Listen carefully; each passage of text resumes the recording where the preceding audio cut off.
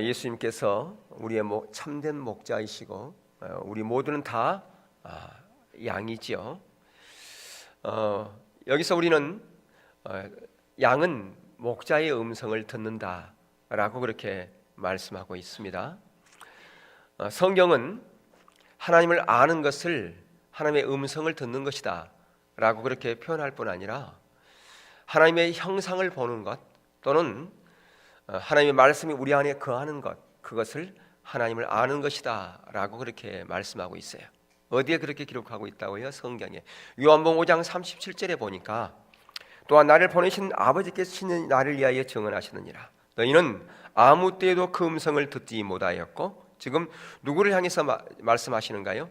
바로 유대인 바리새인들을 향해서 너희들은 하나님을 모르는데, 너희들이 하나님을 모르는 그 이유는 한 번도 하나님의 음성을 듣지 못하였고 그의 형상, 하나님의 형상을 보지도 못했고, 그 다음에 세 번째, 하나님의 말씀이 너희 안에 거하지 아니했다 라고 그렇게 말씀하고 있다고 하는 것입니다.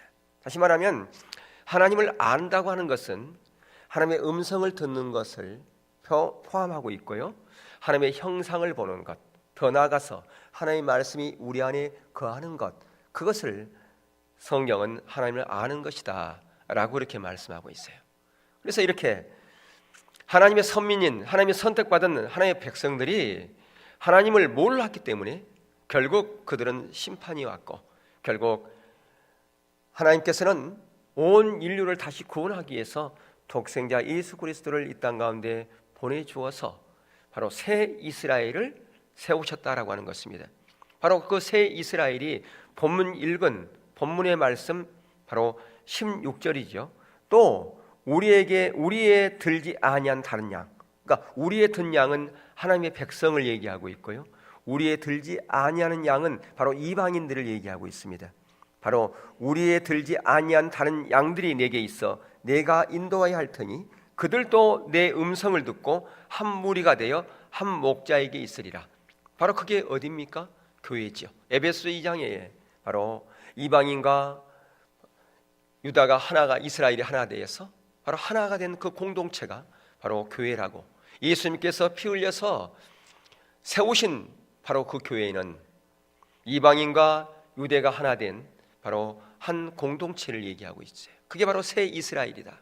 바로 하나님께서 새 이스라엘을 회복한다라고 하는 것은 바로 이 교회를 회복한다라고 하는 것입니다.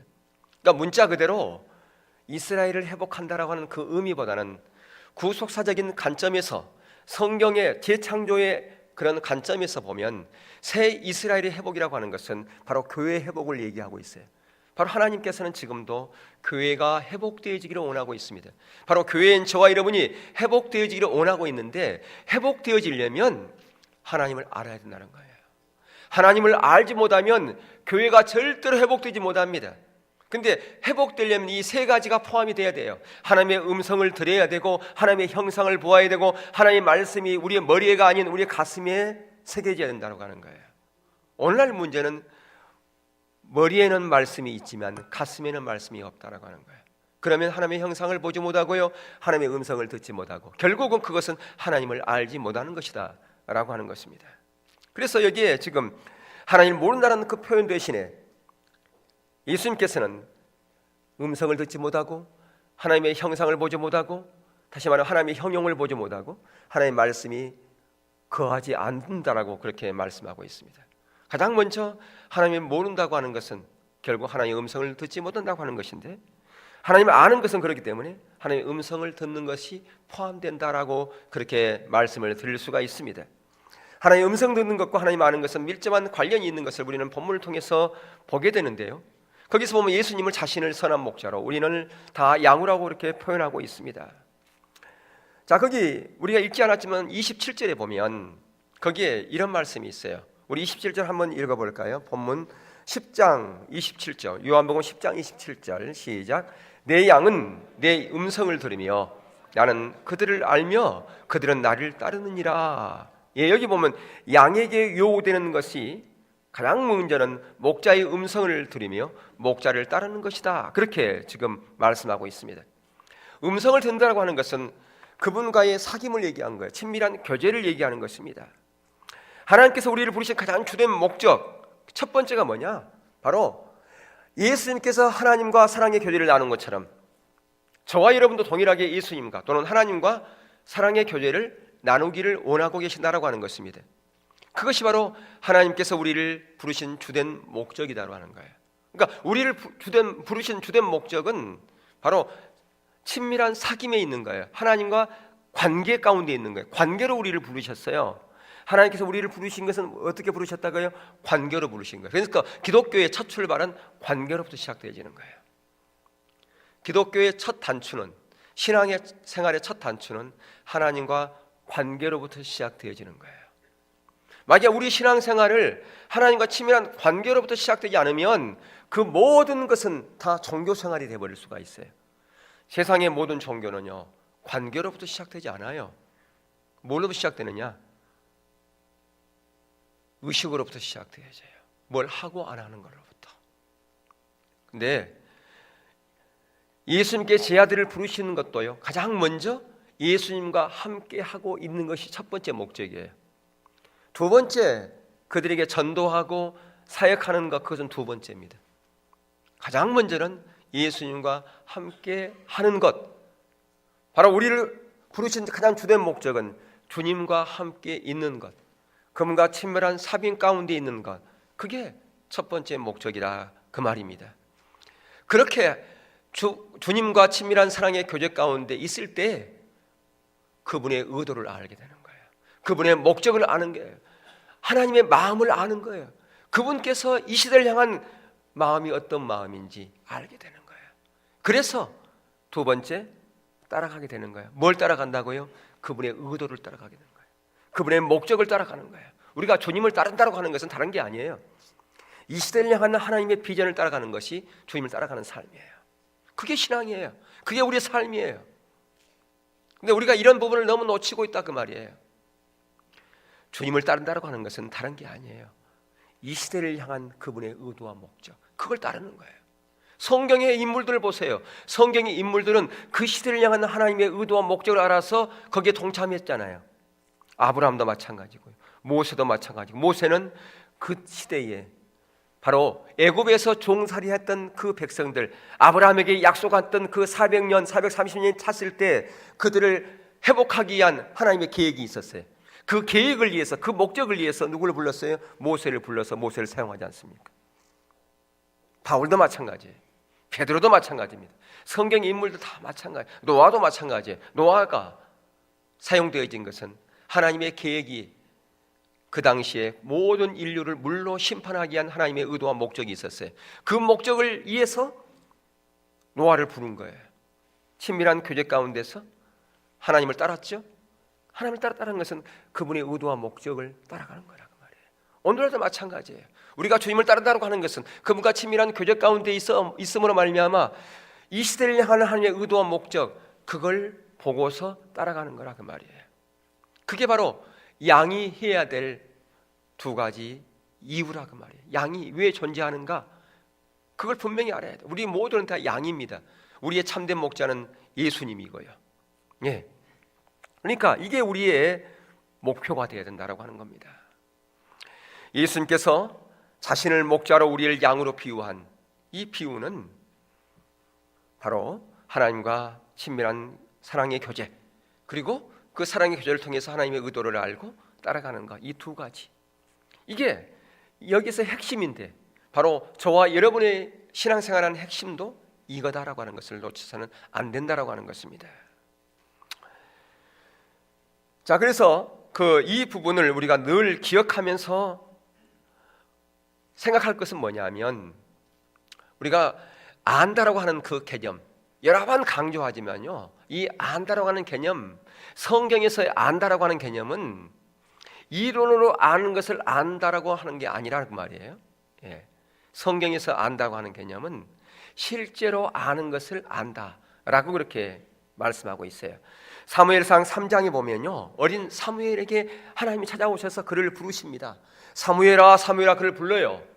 근데 거기에 뭐라고 기록되어 있냐 그러면, 거기에 하나님께서 사무엘을 부르시는데 그게 거기 보면 사무엘이 하나님의 음성인지를 알아요, 몰라요? 모르죠. 그러니까 엘리 제사장에게 저를 혹시 불렀습니까? 그것도 한두 번이 아니고 계속 하잖아요. 엘리는 알았어요. 그게 하나님이 불렀다라고 하는 것을 알았단 말이에요. 근데 성경은 거기에 보면 아직 하나님을 알지 못했기 때문이다 라고 하는 거예요. 아직 하나님을 몰랐다고 그렇게 얘기를 해요. 여러분, 사무엘이 어디서부터 어릴 때부터 자랐나요? 엘리 제사장 밑에서 성막에서 그는 성장했어요. 어릴 때부터. 그러면 그가 성경에 대한 부분을 전혀 몰랐다는 얘기인가요? 아니요, 알았죠. 엘리 제사장으로부터 성경 공부를 했을 거고요, 또 아니면 다른 사람으로부터 성경에 대한 많은 지식들을 공부했을 거예요. 오늘날 말하면 유치부에서부터 공부하잖아요. 아동부에서 공부하잖아요. 그런 것처럼 성경에 대한 부분, 그가 어릴 때부터 엘리 제사장 밑에서 성막에 자랐기 때문에 성경적인 지식이 있었단 말이에요. 그런데 성경은 그가 하나님을 알지 못하는 거로, 알지 못했다고만. 그럼 뭘 알지 못했다는 건가? 성경적인 지식이 없다는 그건 말하는 건가? 아니라는 거죠. 오늘날 우리는 하나님을 안다고 하는 것을 성경을 많이 알면 하나님을 안다고 얘기를 해요. 다시 말하면 관에서 많이 아는 것을 안다고 얘기해요. 근데 성경은 그것을 안다고 얘기하지 않아요. 그걸 모른다고 얘기를 해요. 바리새인들은 성경의 지식을 많이 알았어요. 그런데 너희들이 한 번도 하나님의 음성을 듣지 못했고, 하나님의 형상, 하나님의 형용을, 하나님의 영광을 보지 못했고, 하나님의 말씀이 너희 안에 거하지 않았다고 그렇게 얘기를 했어요.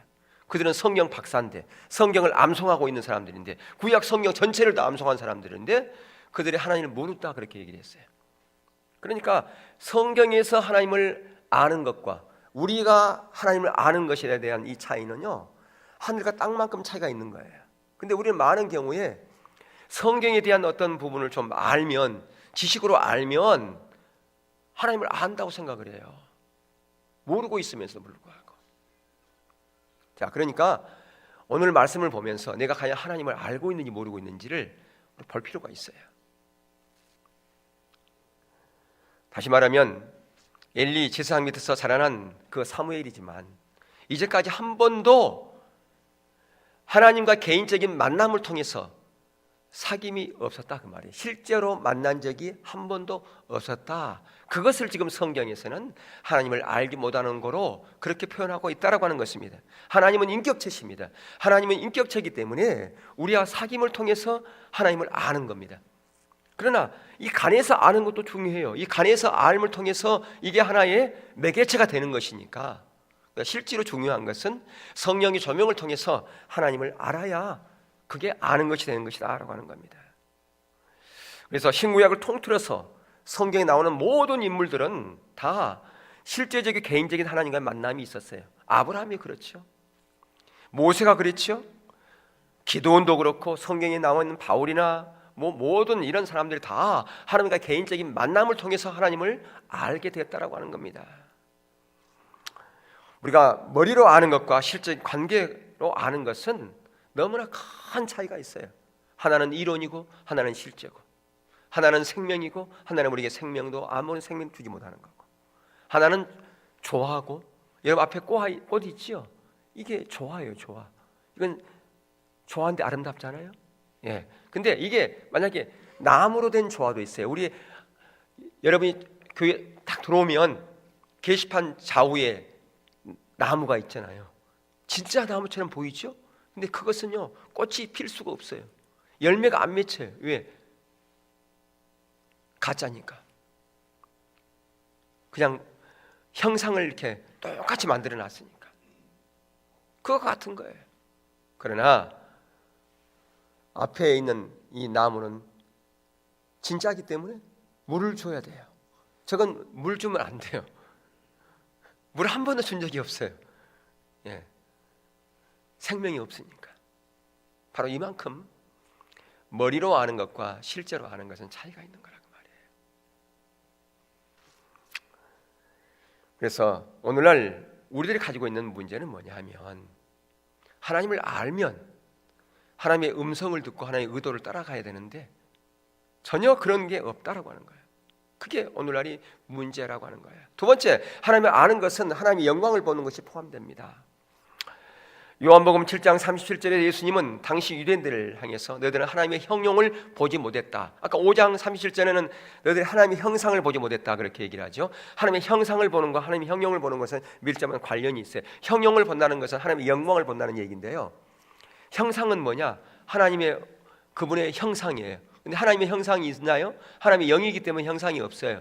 이건 뭐냐? 그러면 형상을 본다는 것은 바로 그분의 인품을, 그분의 성품을 본다 그 말입니다. 그분의 성품. 예. 자, 출애굽기 34장 5절 한번 보면요, 이런 말씀이 있어요. 5절에 여호와께서 구름 가운데 강림하사 그와 함께 거기 서서 여호와 이름을 선포하실세. 그랬죠? 지금 하나님께서 여호와 그분의 이름을 선포하신다고 그랬어요. 뭐 이게 무슨 이름을 선포하는가요? 무슨 얘기냐면 헬라어나 히브리어는 성품이라는 단어가 없어요. 인격이라는 단어가 없습니다. 그래서 지금 이 이름, 여호와 이름을 선포하신다. 여호와 이름이 그래서 많은 거예요. 여호와 라파, 여호와 이레, 여호와 니시. 왜? 그분의 성품이라는 단어가 없으니까 이렇게 여호와 이름을 통해서 그분의 성품을 나타내는 거라 그 말이에요. 그러면 거기에 그분의 성품이 어떤 건가 나오는 거예요. 이제요. 그분의 이제 성품을 선포했어요. 알렸다, 계시했다 그 말입니다. 지금 모세에게. 자, 여호와께서 그의 앞으로, 다시 말 누구의 앞으로? 모세 앞으로 지나며 선포하시되 여호와라 여호와라 자비롭고 은혜롭고 노하기를 더디하고 인자와 진실이 많은 하나님이라. 지금 하나님의 성품을 계시하고 있어요. 모세에게. 어떤 성품?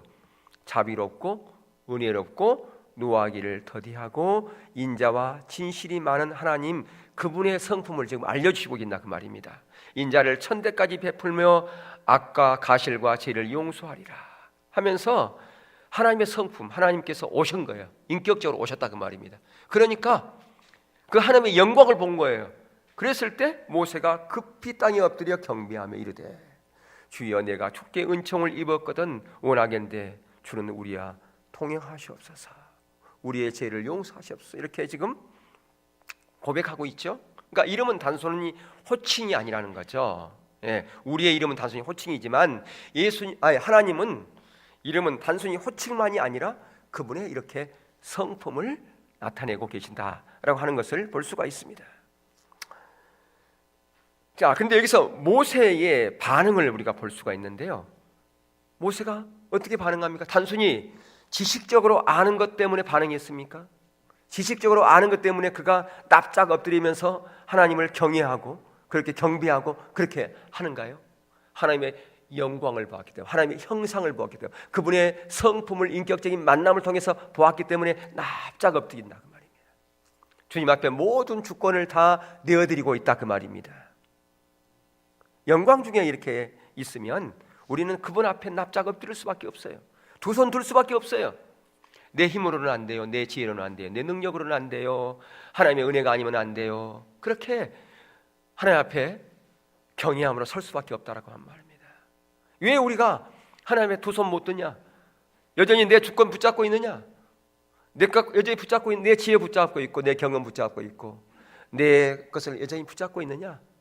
이런 만남이 없기 때문에 지식적으로는 알지 모르지만 하나님의 이런 형상을 만나지 못했기 때문에, 하나님을 인격적으로 만나지 못했기 때문에 그렇다라고 하는 겁니다. 이처럼 하나님의 형상을 보는 것은 하나님의 영광을 보는 것을 말하는 거예요. 하나님의 형상을 보아 그분과의 만남을 보아야 하나님의 영광을 경험할 수 있습니다. 하나님의 영광, 우리 모두는 다 하나님의 영광 경험하기를 원하지 않습니까? 하나님의 놀라운 은혜의 역사 경험하기를 원하지 않는 사람이 어디 있습니까? 그런데 어떤 사람만이 경험합니까? 하나님을 만나야 경험되어지는 거예요. 하나님과 인격적인 만남이 있어야 경험되어진다 그 말입니다. 아브라함이 여호와 이레 하나님을 경험한 것, 이사야가 성전에서 그러고 하나님을 뵌 것, 이게 다 하나님의 영광을 경험한 거라 그 말이에요. 그분과 인격적인 만남을 통해서 되어지는 것들이 일들이죠. 단순히 하나님에 관한 정보를 얻는 사건이 아니라 그 말입니다. 많은 사람들이 오늘날요 교회 나와서 정보를 얻으려고 그래요. 신선한 어떤 내용, 그거 오늘 좀 신선한 내용이 없을까? 오늘 정말 말씀이 참 좋다. 내가 처음 들어본 말씀이야. 신선함, 정보, 그걸 원하는 사람들이 있어요. 야, 오늘 말씀은 어떻게 그렇게 말씀을 잘 쪼갠데, 내가 한 번도 그런 말씀을 내가 들어본 적이 없는데. 그것도 귀하지요. 그것도 좋지요. 근데 그런 말씀 몇 번 들으면 실증나. 몇 번 들으면. 여러분, 하나님의 말씀은요, 몇 번 들으면 실증나면 안 되는 거예요. 들어도 그게 새로워야 되는 거예요. 그게. 왜? 말씀을 통해서 우리가 하나님을 만나기 때문에 그런 겁니다. 말씀을 통해서 내가 하나님을 만나리라. 오늘 내가 교회에 나가 예배 가운데서 하나님을 만나리라. 내가 말씀을 통해서 하나님을 만나리라. 그런 사모함이 있으면 말씀을 10번 들으든, 동일한 말씀을 10번 들으든 20번 들으든 새롭게 돼 있어요. 근데 신선한 어떤 내용, 정보를 얻기 원하는 사람들은요, 몇 번 들으면 실증납니다. 그게 단순히 지식을 얻기 위해서 서기 때문에 그러는 거예요. 그래서 우리가 지식을 얻는 것도 중요합니다. 간에서 아는 것도 중요해요. 그래서 우리가 성경을 읽지요. 그런데 거기서 멈춰서는 안 된다는 거 말이에요. 거기서 멈춰서는 아무런 어떤 일도 일어나지 않아요. 아무런 하나님의 역사도 일어나지 않아요. 우리가 하나님을 경험하는 자도 못 간다 그 말입니다. 하나님을 더욱 알기를 간절히 추구하는 가운데서 내가 모세처럼, 내가 아브라함처럼, 성령 인물처럼 그렇게 내가 주님을 만나기를 원합니다. 그런 사모함이 있어야 돼요. 그런 열망이 있어야 된다 그 말입니다. 개인적으로 만날 때 우리가 실제가 되고요, 몇 번 들은 것도 중요하지만 우리가 살지 못하면 그것은 아무런 의미가 없어요. 내가 살지 못한 것 때문에, 내가 들었어요. 정보를 들었는데 내가 그것을 통해서 내가 내 삶으로 나가야 되는데 살지 못한 것 때문에 애통이하고 하나의 은혜를 구하는 자리에 가야 된단 말이에요. 그럴 때 하나님께 우리 가운데 은혜를 부어주시고요, 하나님의 생명이 우리 가운데 부어지는 역사가 있어요. 우리가 하나님의 영광을 보면요, 나타나는 열매가 반드시 있습니다. 어떤 열매가 있을까요? 첫 번째, 하나님을 경외한 가운데 하나님 앞에 엎드리게 돼 있어요. 모세처럼. 자, 우리 출애굽기 34장 18절부터 19절 한번 읽어보겠습니다. 아까 우리 출애굽기 33장 읽었던 그 이후에 그 하나님이 자신을 계시하신 그 이후에 바로 모세의 반응입니다. 시작, 올라올 거예요. 시작. 모세가 이르되 원하건대 주의 영광을 내게 보이소서. 여호와께서 이르시되 내가 내 모든 선한 것을 내 앞으로 지나가게 하고 여호와의 이름을 내 앞에 선포하리라. 나는 은혜 베풀 자에게 은혜를 베풀고 궁휼히 여길 자에게 궁휼을 베푸느니라. 보세요. 어떤 자에게 은혜 베푼다고요? 하나님을 만나고 하나님을 사모하고 하나님의 영광을 본 그런 자에게 은혜 베푼다고요. 하나님을 만난 자, 하나님을 아는 자에게, 하나님을 사모하는 자에게, 이론이 아닌 실제로 사모하고 그것 때문에 애통해하고 그것 때문에 은혜를 구하고 하나님 앞에 납작 엎드려서 하나님 내 뜻대로 마시고 주님 뜻대로 되시옵소서. 내 것 다 내려놓습니다. 내 지혜 내려놓습니다. 내 경험 내려놓습니다. 내 자존심 다 내려놓습니다. 그렇게 납작 엎드린 자에게 뭐 하신다고요? 그런 자에게 내가 은혜를 베푼다 그 말이에요. 내가 은혜 베풀 자에게 은혜 베푼다. 아무에게 은혜 베푼 게 아니야. 여전히 내 거 붙잡고 있는 자에게 내가 은혜 안 베풀어. 그 얘기예요. 그 어떤 어린애가 이렇게 동전이 어떤 이 항아리에 이렇게 주둥이가 조그만한 거기에 자기의 어른 손은 안 들어가죠. 얘들 손은 들어가죠. 동전이 거기 들어가는 거 빠뜨렸어요. 거기다 동전을 갖고 놀다가 집어넣어서 빼려고. 여러분, 동전 빼려고 손 집어넣으면 빠지나요, 안 빠지나요? 안 빠지죠. 그럼 어떻게 해야 돼요? 어떻게 하면 뺍니까? 예? 빼려면 어떻게 해야 돼요? 예? 동전을 놔야 되잖아요. 근데 얘가 안 놔. 그거 지금 이놈 갖고 가서 지금 가게에서 뭐 사 먹어야 되는데 그 생각하고 있단 말이에요 지금. 그러니까 절대 안 놓죠. 놔라. 근데 빼야 되는데 안 빠지는 거예요. 그래서 결국 어떻게 했냐면 그걸 깨뜨렸어요, 자기를. 근데 그 자기가 갑으로 내려온 백작이요. 깨뜨렸다고요. 우리는 답을 아니까 그럴 때는 어떻게 하면 되겠어요? 그보다 더 훨씬 더 큰 돈을 주는 거예요. 너 이것 줄게 놔라. 그러면 놓을 거 아니에요. 그 무슨 얘기냐 그러면, 보세요. 우리가 그거 여자 붙잡고 있으면서 문제 해결되어지기를 바랍니까? 안 되죠.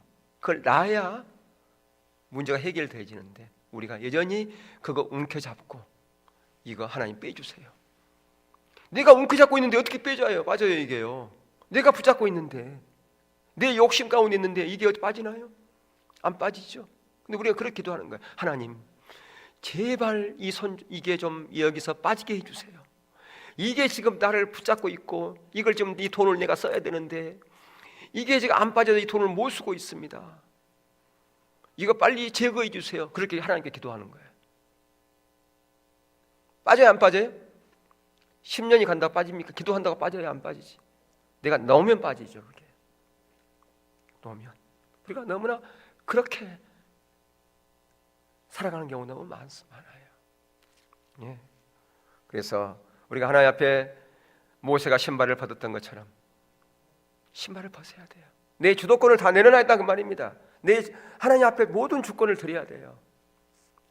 그게 바로 하나님의 영광을 볼 때 나타나는 열매입니다. 하나님의 영광을 봐야, 하나님을 경험해야 내가 내려질 수 있어요.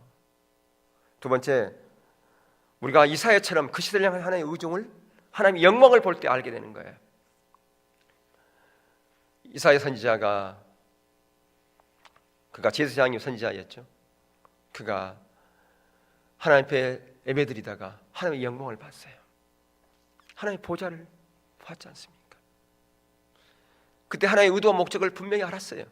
그래서 이사야서 6장 8절에 내가 또 주의 목소리를 들으니 주께서 이르시되 내가 누구를 보내며 누가 우리를 위하여 갈꼬 그랬어요. 그러니까 이사야가 뭐라고 그래요?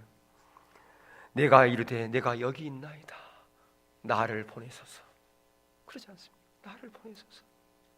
하나님의 마음을 알았기 때문에 주님 제가 여기 있습니다. 주님께서 우리를 부를 때 누가 이 일을 했으면 좋겠는가? 하나님 그렇게 말씀하신 하나님 내가 여기 있습니다. 제가 하겠습니다. 제가 가겠습니다. 제가 드리겠습니다. 제가 그거 일하겠습니다. 제가 그 일 앞장서 하겠습니다. 그죠? 이 바로 하나님의 의도와 목적을 아는 자만이 이렇게 할 수 있는 거라고 말이에요. 이게 바로 하나님의 영광을 보는 자만이, 하나님을 아는 자만이 할 수 있는 행동이다라고 하는 거예요. 여러분 하나님의 영광을 보는 자리에 있을 때 그게 진정한 행복이었어요. 여러분 이사야 선지자는 세상 사람을 봤을 때는 바보라고 그러고 천치라고 그러고 미친 사람이라고 그랬을 거예요. 그러나 그에게는 그게 가장 행복이었어요. 어떤 일을 했는가요? 어떻게 갔는데? 그가 3년 동안 벌거벗고 다녔지 않았습니까? 사람들의 오해, 조롱, 멸시. 그러나 그에게는 행복했어요. 왜 행복했을까요? 그는 영의 사람이 되었기 때문에. 영의 사람이 되면 이 땅에 소망을 두지 않은 거예요. 더 이상 하늘나라에 소망을 뒀기 때문에 그는 행복한 거예요. 왜 우리가 예수를 믿는다고 하면서 불행한가요? 이 땅에 소망을 두기 때문에 그런 겁니다. 하늘나라에 소망 둔 사람은요, 내가 가진 것이 없어도 더 많이 누리지 못해도 행복해요. 왜? 나는 영의 사람이기 때문에. 나는 하늘나라에 내 모든 것이 다 거기에 있기 때문에, 내가 이 땅에서 가지지 못해도 저 천국에서 누릴 수 있기 때문에, 그때 그 천국에 누리는 삶은 10년도 아니요 20년 100년도 아니요 1000년 만년 억만년 무한대로 누리기 때문에 이 땅과 비교할 수가 없죠.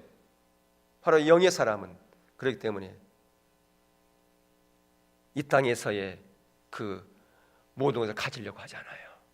육의 사람은 여전히 이 땅에서 더 많이 가지려고 그래요. 더 많이 누리려고 그럽니다. 그러니 행복하겠습니까? 행복하지 못하죠. 세 번째, 우리는 주님을 정말로 닮아가기를 열망하게 돼 있어요. 누구처럼? 스데반처럼요. 하나님의 영광을 보는 그 스데반은 바로 예수님께서 그렇게 마지막 십자가에서 고백한 것 같은 그런 고백을 하고 있는 것을 볼 수가 있어요. 사도행전 7장 59절에 보니까 그들이 돌로 스데반을 치니 스데반이 부르짖어 이르되 주 예수여 내 영혼을 받으시옵소서 하고 무릎을 꿇고 크게 불러 이르되 주여 이 죄를 그들에게 돌리지 마옵소서. 이 말을 하고 자니라. 마치 예수님께서 누가복음 23장 34절에서 보면 예수께서 이르시되 아버지 저들을 사하여 주옵소서. 자기들이 하는 것을 알지 못함이니이다 하시더라. 동일한 고백을 하고 있지 않습니까? 바로 이것은 하나님의 영광을 보는 자만이 할 수 있는 고백이다라고 하는 겁니다. 하나님의 영광을 보기 때문에 그의 삶이 근본적으로 바뀌었다고 하는 거예요. 어떤 사람들은 하나님의 음성을 듣는다고 얘기를 해요. 그러면서도 전혀 삶은 아닌 거예요. 아까 서두에 하나님을 아는 것과 하나님의 음성 듣는 것은 밀접한 관련이 있다고 그랬잖아요. 하나님을 안다며, 하나님의 음성 듣는 게 하나님 아는 거라며요. 근데 우리가 여기서 기억할 게 뭐냐면 하나님의 음성 듣는 것은 두 가지 통로로 듣는다고 하는 거예요. 우리가 이것을 모르기 때문에 이 부분에서 오해할 수가 있어요. 어떻게 두 가지 통로냐? 하나님과 친밀한 관계를 통해서 하나님의 음성을 듣는 것이 있고, 은사를 통해서 하나님의 음성을 듣는 것이 있어요. 은사를 통해서. 근데 은사를 통해서 하나님의 음성을 듣는 것, 그것이 하나님과 인격적인 만남 대신할 수가 없다 그 말입니다. 그렇기 때문에 은사는 엄청나게 많은데 삶은 전혀 변하지 않는 사람들이 있지 않습니까? 그게 왜 그런가? 하나님의 인격적인 만남이 없기 때문에 그런 거예요. 우리가 추구하는 그 하나님의 음성 듣는 것은요, 하나님과 친밀한 교제를 통해서 하나님의 음성 듣는 것이에요. 그 하나님의 음성을 듣는 게 가장 기초적인 것은 하나님의 말씀을 통해서 하나님의 음성을 듣는 것이 기본이 돼야 돼요. 하나님의 말씀을 무시한 채 하나님의 말씀을 제껴놓고 내가 하나님의 음성 듣겠다 하면 신비주의로 빠질 수밖에 없어요. 왜냐하면 하나님, 우리가 음성 듣는 이 모든 것은 성령의 조명을 통해서 비춰진 모든 것들은 다 어디에 다시 점검해 봐야 되느냐? 말씀 앞에 점검해 봐야 되기 때문에 그러는 거예요. 말씀 앞에 점검하고 교회 질서 앞에서 점검하고, 그렇게 해야 그게 잘못될지 않아요. 근데 우리는 그냥 은사를 통해 하나님의 음성 듣고서 그것을 그냥 말씀에 비춰보지도 않고 그런 경우들은 많아요. 나도 하나님의 음성 듣는단 말이야, 그렇게 얘기합니다. 은사를 통해 하나님의 음성 들을 수 있지만 그게 하나님과 친밀한 관계 가운데서 하나님의 음성 듣지 못하면 그것이 교회의 덕을 세우기보다는 자기의 유익을 위해서 오히려 교회에 폐해를 가져올 수 있어요. 은사는 왜 우리에게 주시는 겁니까? 은사가 필요해요. 우리 은사를 구해야 됩니다. 은사는 도구예요. 여러분, 이제 지금 봄이 돼서 밭에 씨도 뿌리고 하지 않습니까? 근데 그 밭을 일구려면 연장이 있어야 돼. 연장이 좋아야 밭을 빨리 일굴 수 있어요. 요즘같이 사람 구하기 힘든 이럴 때는 이런 좋은 도구가 있어야 밭을 일굴지 않습니까? 그런 것처럼 은사는 도구예요. 도구. 무한 도구냐? 교회의 일을 하라고 주신 도구예요. 하나님 나라를 위해서 사용하라고 주신 도구라 그 말입니다. 도구가 있어야 훨씬 더 유용하게 쓸 수가 있고 더 활용도 높으니까 그러는 거죠.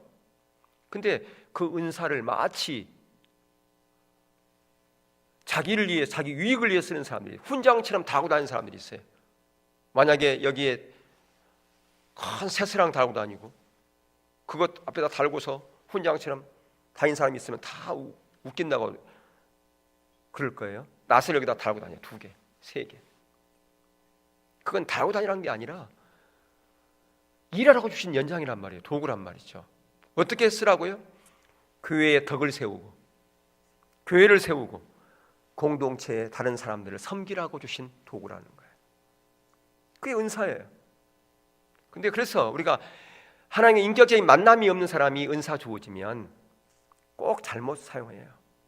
그러니까 은사도 우리가 구해야 되지만 더 구해야 될 것은 하나님과 인격적인 만남을 구해야 돼요. 인격적인 만남을 통해 삶이 변화된 사람에게 은사가 부어지면 그 은사가 아름답게 사용되어지는 거예요.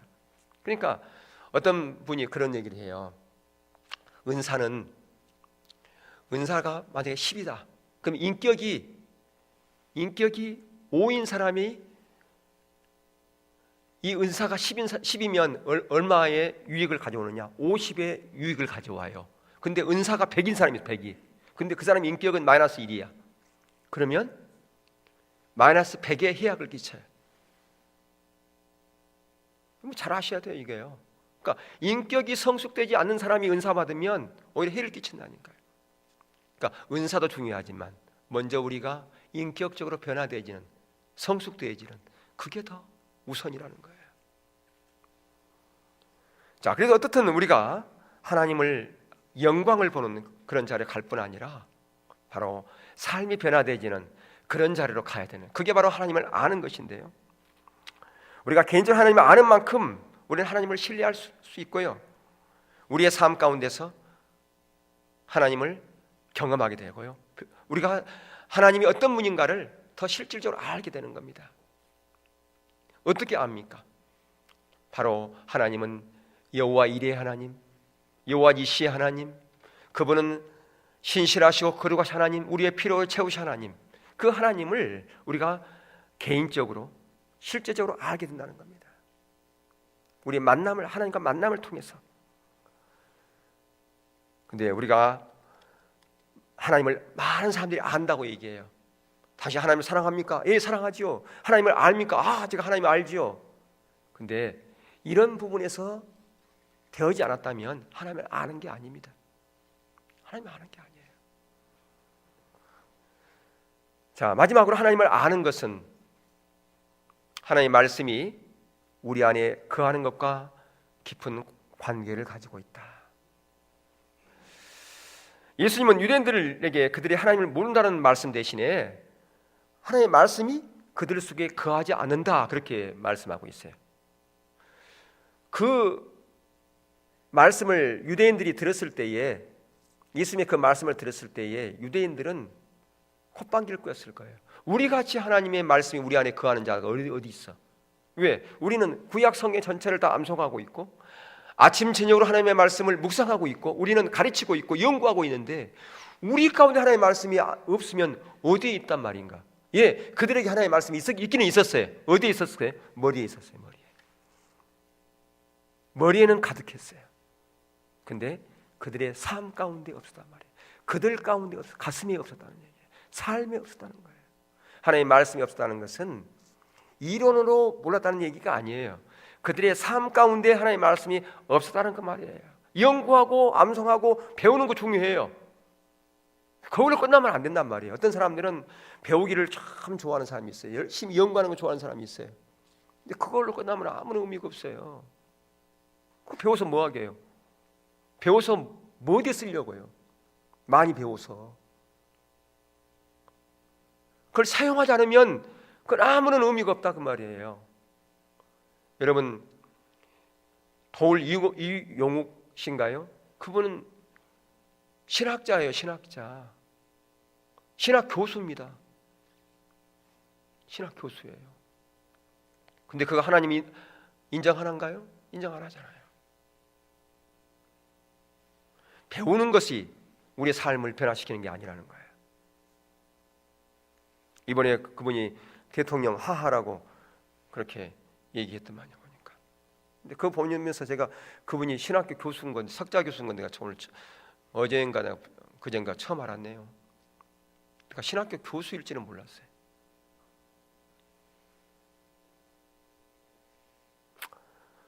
하나님을 아는 것과 하나님의 말씀이 우리 속에 거하는 것은 밀접한 관련이 있는데요, 우리가 하나님을 모르면 하나님의 말씀이 우리 안에 절대 거하지 못합니다. 바리새인들처럼요. 자, 호세아 시대에 우리가 이 부분을 말씀드렸는데 4장 1절에 보면, 호세아 4장 1절에 보면 이스라엘 자손들아 여호와의 말씀을 들으라. 여호와께서 이 땅 주민과 논쟁하시나니 이 땅에는 진실도 없고 인의도 없고 하나님의 아는 지식도 없다, 그렇게 되었죠. 그러니까 여기서 하나님 아는 지식이라고 하는 것은요, 간에서 아는 이론적인 지식이 아니에요. 그들은 이론적인 지식은 박사했다니까요. 말씀이 그들 가운데 거하지 않았다. 삶 가운데 말씀이 없었다. 삶 가운데 없으면 어떻게 되느냐? 진실이 없게 돼 있어요. 정직하지 못해요. 그리고 사랑도 없게 돼 있어요. 사랑도 메마르게 돼 있어요. 이게 같이 갑니다, 이게. 예. 다른 사람을 판단하고 정지합니다. 우리하고 조금만 뭐 다르면 정지하고 판단하고 그래요. 6절을 보시면 내 백성이 무엇 때문에 망했다고요? 지식이 없으면 망했다. 이론적인 지식이 아닌 삶에서 하나님의 말씀을 버렸기 때문에 그것 때문에 망했다는 거예요. 하나님을 알지 못하는 것 때문에 망했다는 거예요. 하나님과 인적인 만남이 없었기 때문에, 하나님의 형용을 보지 못했기 때문에, 하나님을 경험하지 못했기 때문에 망했다라고 말이에요. 우리의 신앙생활은 하나님과 관계로부터 시작되어지는데, 하나님의 관계로부터 시작되어지는데 의식이 그 관계를 대신하는 거예요. 무엇을 하고 안 하는 거 그것이 우선이 아니라 하나님과 만남, 인격적인 만남, 관계가 우선인데 그것을 도외시한 채 의식만 잘하는 것이 신앙생활인지 인 것으로 착각하는 그런 종교생활을 하고 있을 때 망했다 그 말이에요. 오늘날 우리도 망할 수 있어요. 왜? 종교생활을 하면 의식이 본질을 대체하는 그런 자리 가운데 있으면 오늘날도 망해요. 우리가요. 그러면서 보세요. 내가 지식을 버렸으니 나도 너를 버려. 이 지식을 버렸다는 말은 바로 하나님을 버린 거예요. 계속 띄워주세요. 거기에 4장 6절. 나도 너를 버려 내 제사장이 되지 못하게 할 것이요. 예, 우리가 왕같은 제사장이 됐지 않습니까? 지금은 다. 그 왕같은 제사장은 다른 게 아니에요. 이 말씀이 우리 안에 거할 때 왕같은 제사장이 되는 거예요. 실제로 우리가 왕같은 제사장, 신분상으로 왕같은 제사장 되면 뭐합니까? 그런 신분을 주신 것은 그것을 실제로 사용하라고 신분을 주신 것이죠. 나는 왕같은 제사장이야. 나는 얼마나 귀한 존재인지 몰라. 그것만 거기에 있으면 뭐합니까? 그걸 누려야죠. 그걸 사용해야죠. 그러면서 내 하나님의 율법을 잊었으니 나도 내 자녀들을 잊어버리라. 우리뿐 아니라 누구까지 잊어버린다고요? 너희들 자녀들까지 내가 잊어버리라. 그렇게 말씀하고 있다고 말이에요. 내가 신앙생활 잘못한 것 때문에 하나님은 내 자녀까지도 잊어버린대요. 예. 그러니까 우리가 자녀들을 위해서 기도하는 거 중요해요. 자녀들을 위해서. 근데 더 중요한 것은 내가 하나님과 온전한 관계 가운데 있으면 하나님은 내 자녀 기억해요. 기도 안 해도. 근데 내가 하나님 온전한 관계 가운데 없으면서 자녀를 위해서 기도해. 잘 되기를 위해서. 아니요. 하나님 잊어버리는 거예요. 에레미야 시대는 어떤가요? 에레미야 시대를 대변하고 있는 그 구절이 에레미야 2장 13절이에요. 거기 보면 내 백성이 두 가지 악을 범했는데 생수에 걸어놓으신 하나님을 버려요. 생수에 걸어놓으신 하나님을 버리면 반드시 하게 되는 게 뭐냐면 스스로 웅덩이 파게 되어 있습니다. 생수가 공급이 안 되지니까 스스로 웅덩이를 팔 수밖에 없지 않습니까? 지금까지는 하나님께서 생수를 공급해 줬어요. 내가 내 스스로 하지 않았어요. 하나님께서 공급해 주신 그 떡을 먹었어요. 공급해 주신 그 은혜를 내가 먹었어요. 근데 하나님의 생수가 단절되고 있고요. 하나님의 은혜가 단절되어지면 내가 그것을 구해야 되잖아요. 내 스스로 뭔가를 찾아야 되잖아요. 세상적인 방법, 세상적인 경험, 내 지혜 그걸 가지고 열심히 했어요. 근데 그 웅덩이는 어떤 웅덩이라고요? 물을 저축지 못한 터진 웅덩이라고 말해요. 내가 열심히 노력해도 안 되는 거예요. 내 경험을 가지고 열심히 해도 안 돼. 터진 웅덩이야. 이게 여전히 내가 내 주권을 가지고 하려고 안 되죠. 하나님께 언제까지 우리를 다루시느냐? 두 손 들 때까지. 시간 낭비, 돈 낭비. 하나님께서 우리를 사랑하면, 하나님 우리를 사랑하는 하나님 택한 백성이면 끝까지 그렇게 합니다. 내 자존심, 내 것 다 내려놓고 그것이 완전히 다 바닥 날 때까지 천부의 의지 없어 손 들고 옵니다. 그렇게 할 때까지 그렇게 하시는 거예요. 왜? 여전히 내가 육의 사람 가운데 있으니까 영의 사람을 만들려고. 육적인 거 다 제거돼야 영의 사람이 되니까. 그래서 하나님의 법을 그들이 어떻게 했나요? 예레미야 6장 19절 보세요. 땅이여 들으라, 내가 이 백성에게 재앙을 내리니 이것이 그들의 생각의 결과라. 그들이 내 말을 듣지 아니하며 내 율법을 거절하였습니다. 근데 이 말씀을 그들이 들을 때, 아니 우리처럼 하나님의 말씀을 가진 자가 어디 있는데, 우리 하나님의 말씀을 우리가 암송하고 연구한 자들이 어디 있는데 우리가 어떻게 하나님의 율법을, 하나님의 말씀을 거절했단 말이냐? 안 받아들였죠. 이 의미가 무엇인지를 몰랐기 때문에 그런 말이에요. 하나님의 율법을 버렸다는 것은 하나님의 말씀을 암송하지 않았고 하나님을 묵상하지 않았고 이 성경 공부를 하지 않았다, 그런 의미가 아니라 그 말이에요. 여기서 하나님의 말씀을 버렸다는 의미를, 우리는 성경적인 의미를 바로 알 필요가 있어요. 이것은 바로 유대인들이 삶 가운데서 하나님의 말씀이 없었다 그 말이에요. 삶 가운데서.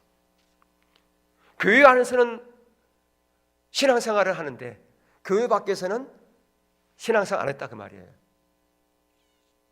그게 말씀을 버린 거예요. 그걸 얘기하고 있다 그 말입니다. 우리의 삶 가운데서 하나님의 말씀을 버린 것을 얘기하고 있는 거예요. 하나님의 말씀을 아무리 우리가 많이 알고 있다 할지라도 그 말씀대로 살지 않으면 그것은 하나님의 말씀을 버린 겁니다.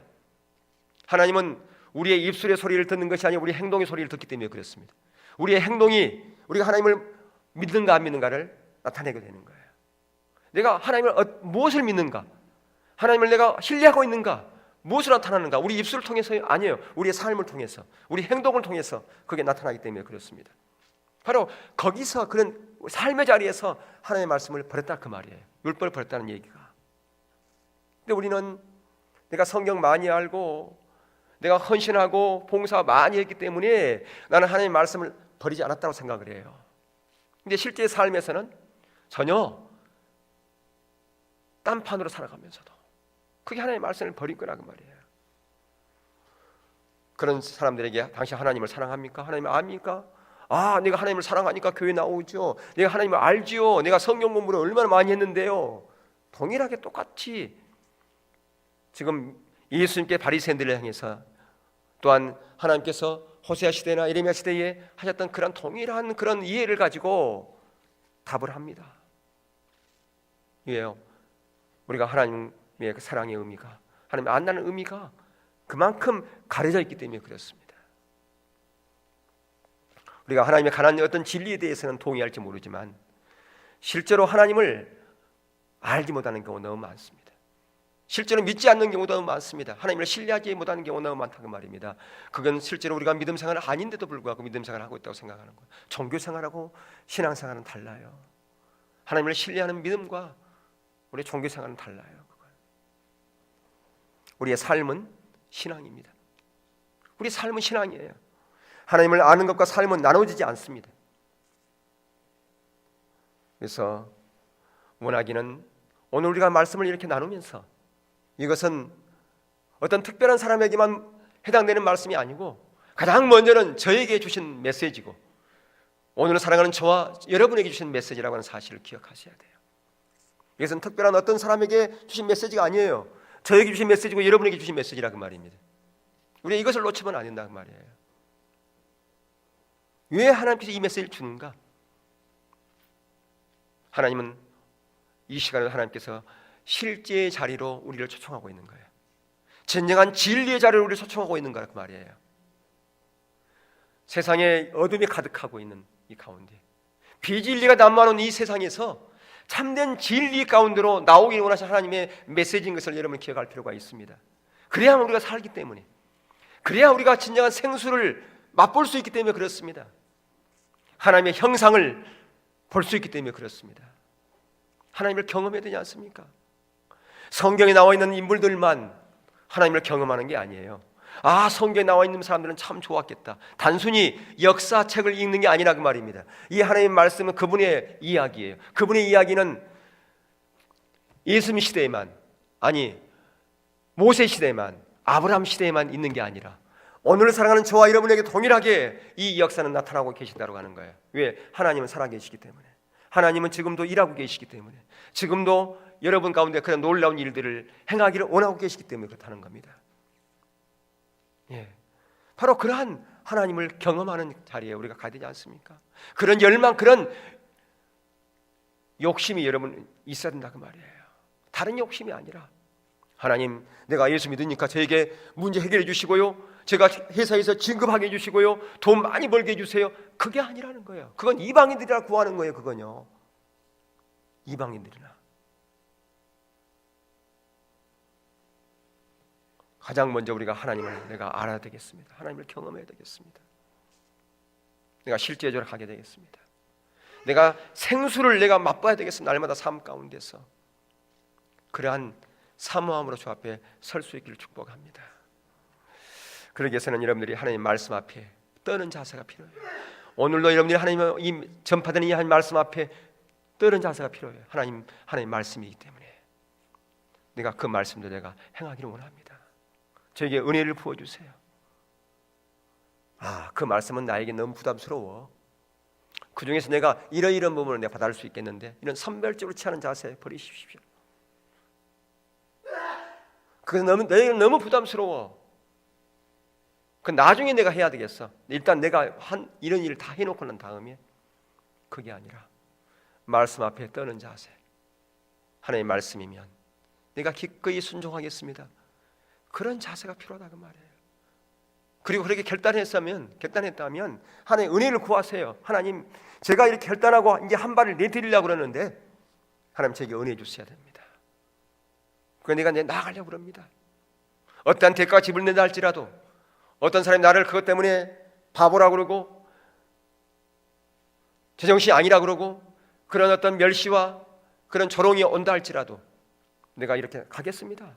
그런 결단을 하러 갔을 때 우리는 모세처럼, 아브라함처럼 하나님의 역사를, 하나님의 일들을 경험하는 자로 간다라고 하는 겁니다. 원하기는 여러분이 하나님의 말씀 앞에 정직하게 동의하고 엎드려서, 주님, 저는 무능한 종입니다. 저는 할 수 없지만 하나님이 도우셔요. 하나님이 은혜 주세요. 그렇게 하나님의 은혜를 구하여 서서 이번 한 주간 정말로 하나님의 그 실제를 경험하는, 하나님의 그 형용을 보는 저와 여러분 될 수 있기를 주의 이름으로 축원합니다.